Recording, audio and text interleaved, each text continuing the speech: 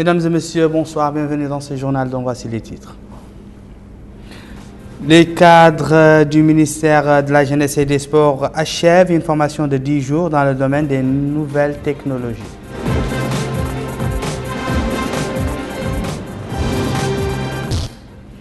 La coalition des organisations de la société civile pour l'enseignement organise un atelier de renforcement des capacités des acteurs de l'enseignement.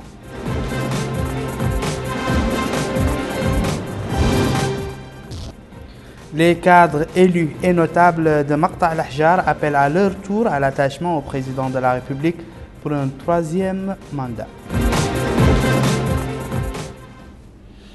D'abord, le courrier du président de la République avant de passer au développement des titres. M. Mohamed Ould Abdelaziz a adressé aujourd'hui un message de félicitations au président élu de la République de Madagascar, André Rajoelina, suite à son accession à la magistrature suprême de son pays. Il a saisi cette opportunité pour réitérer à son homologue malgache sa détermination à développer et promouvoir davantage les relations de coopération et de fraternité unissant nos deux pays dans l'intérêt mutuel des deux peuples frères. Sans transition, nous allons parler du prix Chinguetti, cette distinction instituée en 2001 pour encourager la recherche dans le domaine de la science, des sciences islamiques et de la littérature.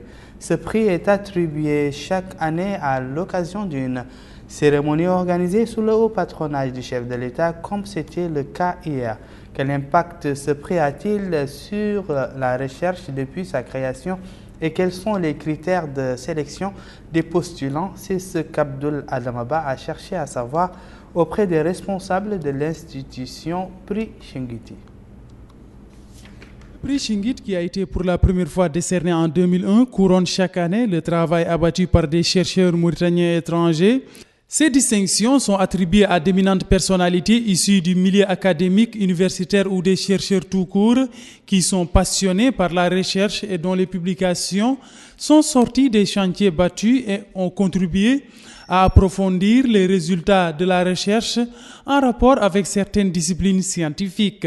Le secrétaire permanent du prix Chinguetti, Dr Bilaloul Hamza, a indiqué que cette distinction a un objectif précis. Chaque personne, dit-il, qui contribue à l'évolution de la recherche et de la connaissance dans un secteur bien déterminé dont la littérature, les études islamiques, les mathématiques entre autres, peut prétendre à cette distinction. Quant à Dr Mohamed Lamine Ould Ketab, professeur à l'université de Nouakchott et chercheur, il a pour sa part apprécié l'instauration du prix Chinguetti. Il a affirmé que c'est très important de motiver les chercheurs afin qu'ils persévèrent dans le champ de la recherche. Au chapitre des décorations, le gouverneur de la Banque centrale de Mauritanie, M. Abdelaziz Ould Dahi, a décerné des médailles à des fonctionnaires de la banque. Il s'agit en l'occurrence de Ramata Sambaba, directrice des affaires juridiques de la BCM. Sidi Mohamed Ahmed Talib Vezez, directeur des approvisionnements et des paiements à la direction générale de la caisse de la BCM, et Ahmed Mahmoud Mohamdi Toulbe, directeur adjoint de l'audit interne à la BCM, tous les trois décorés de la médaille d'honneur première classe. Venons-en à présent au premier titre de ce journal relatif, je vous le disais, à la fin de cette formation organisée à l'intention de certains fonctionnaires du ministère de la Jeunesse et des Sports. Cette formation a duré une dizaine de jours au cours desquels les bénéficiaires ont renforcé leurs compétences dans les domaines des nouvelles technologies. Abdoul Adamaba. À la fin de cette session de formation en informatique, les 20 cadres du ministère de la Jeunesse et des Sports ont reçu leur parchemin, ce après 10 jours d'encadrement dont ils ont bénéficié afin de leur doter des aptitudes nécessaires pour pouvoir manier l'outil informatique et être en mesure d'utiliser certains logiciels dont ils ont besoin dans le cadre de leurs activités professionnelles. Le chargé de mission au ministère de la Jeunesse et des Sports, Mohamed Salim Ould-Bouhreis, a indiqué que cet atelier est très important pour le développement des fonctionnaires de ce département ministériel. Il rentre, dit-il, dans le cadre de la stratégie nationale de la jeunesse et des sports 2015-2020 adoptée par le gouvernement. Il a ensuite apprécié la place du secteur de la jeunesse et des sports dans le cadre du programme du président de la République. Certains aspects de cet atelier ont été rappelés. Donc voilà, aujourd'hui, après 10 jours de formation, à votre intention, vous, cadres centraux du ministère de la Jeunesse et des Sports, sur l'informatique. Vous savez, le rôle éminemment positif que joue l'informatique dans le développement. Et toutes ces formations se sont déroulées, alhamdoulilah, dans de bonnes conditions. Vous avez été très assidus, vous avez été très sérieux dans tout ce qui a été fait.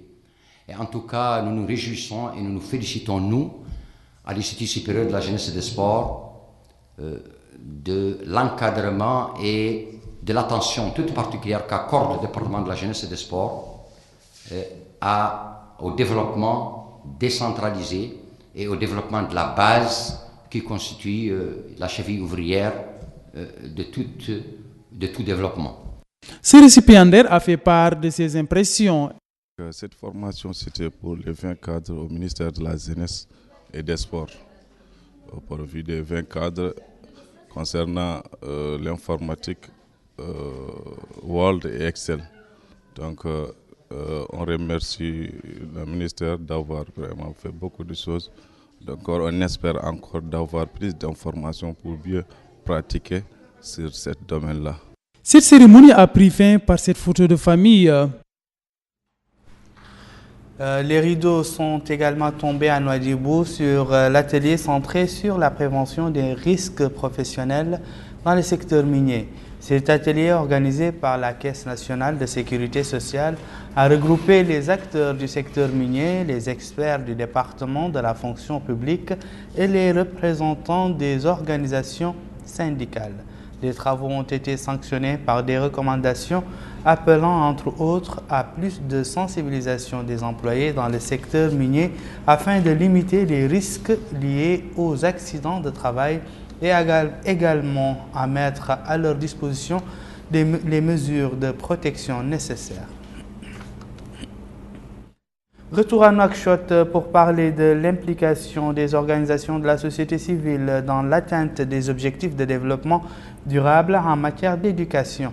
C'est dans cette perspective que la coalition des organisations de la société civile pour l'enseignement a organisé aujourd'hui, avec le soutien de ses partenaires, une session de renforcement des capacités des acteurs de l'éducation. Moussa Ndiaye.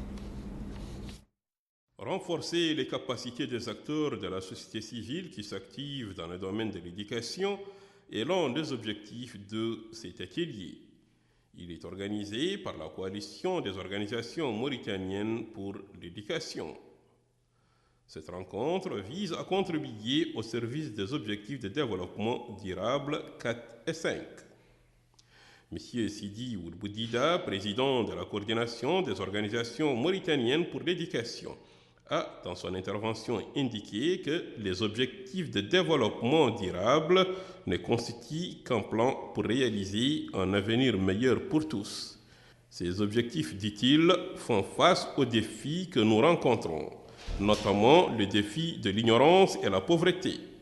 Le président de la coalition des organisations mauritaniennes pour l'éducation a souligné que parmi les 17 objectifs des OMD, dont le 4e est pour garantir une éducation de qualité équitable et inclusive, tout en renforçant les opportunités de l'enseignement à vie pour tous.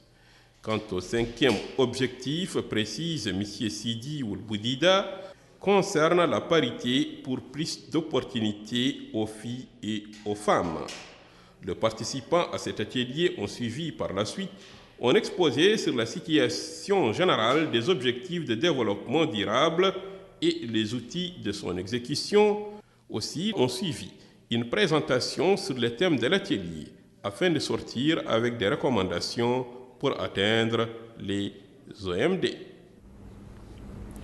Un nouvel appel en faveur d'un 3e mandat pour le président de la République. Il a été lancé par les élus notables et cadres de Maqta' al-Ahjar à l'occasion de leur rassemblement annuel qui vient de se tenir à Touichkit, relevant de la commune de Sangrave. L'ensemble des interventions était favorable à l'attachement au président de la République, M. Mohamed Ould Abdel Aziz, comme candidat aux prochaines élections présidentielles prévues l'année prochaine pour garantir la sécurité, la stabilité ainsi que la poursuite du processus de développement. Les différents intervenants ont par ailleurs glorifié les réalisations accomplies ces dernières années et leurs retombées positives sur les populations de la Muqata'a. Le maire de la commune de Djounaba, Mohamed Mustafa Ould Habib, a affirmé dans ce cadre l'attachement des populations de Maqta' al-Ahjar aux choix et réformes de développement.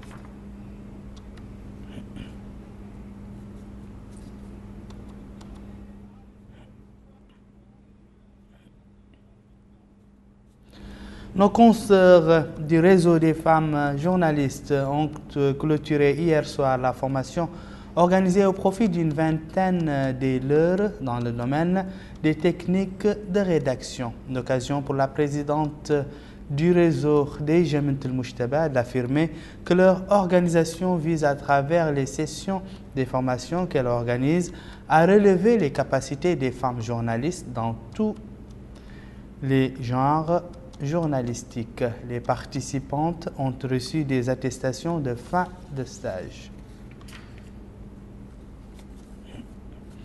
L'actualité internationale marquée en Ukraine par la levée de la loi martiale.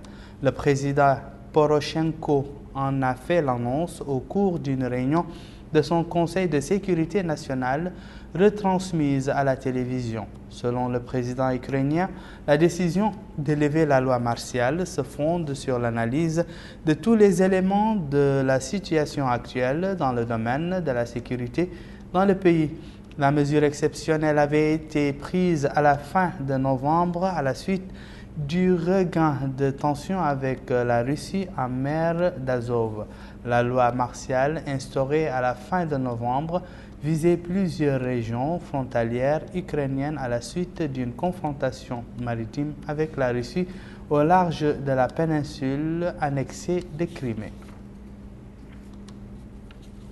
En Grèce, un engin incendiaire artisanal a explosé ce matin devant une église située dans le quartier chic de Kolonaki, dans le centre d'Athènes, blessant légèrement un policier et le gardien de l'église.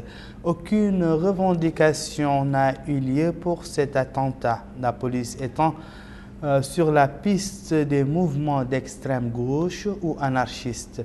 Des attentats visant des établissements publics, radio-télévision, banques ou représentations diplomatiques sont récurrents en Grèce depuis des années imputés à de tels mouvements.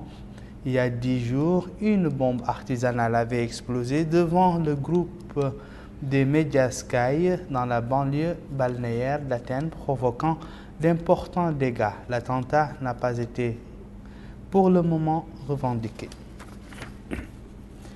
Voilà qui met fin à ce journal, le rappel des titres. Les cadres du ministère de la Jeunesse et des Sports achèvent une formation de 10 jours dans le domaine des nouvelles technologies.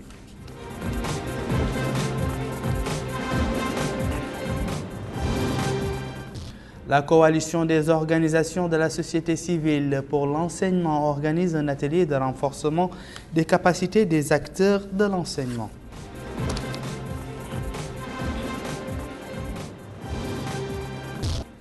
Les cadres élus et notables de Maqta' al-Ahjar appellent à leur tour à l'attachement au président de la République pour un 3e mandat. Où que vous soyez, merci de nous avoir suivis. Merci également de votre fidélité. Au revoir.